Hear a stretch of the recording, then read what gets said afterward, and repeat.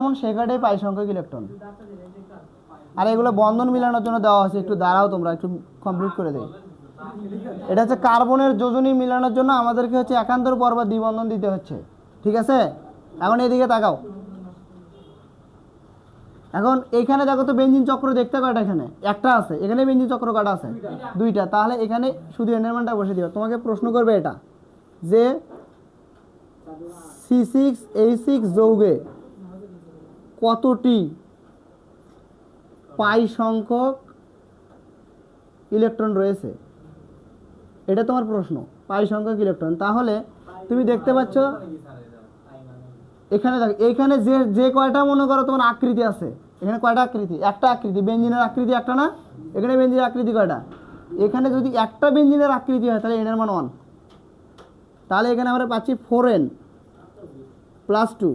এখন 4 গুণের এনের মানটা কত? 1 এবং +2, তাহলে এখানে কত পাচ্ছ? 6। তাহলে কতটি পাই সংখ্যক ইলেকট্রন আছে? 6টি পাই সংখ্যক ইলেকট্রন আছে।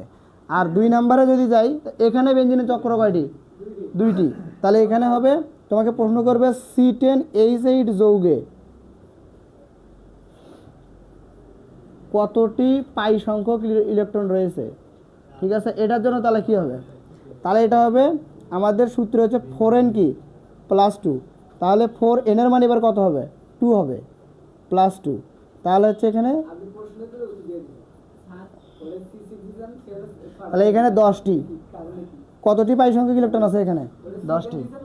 মানে যে কয়টা কার্বন সেই কয়টাই কি হবে? ওর ভেতরে পাই সংখ্যক ইলেকট্রন থাকবে।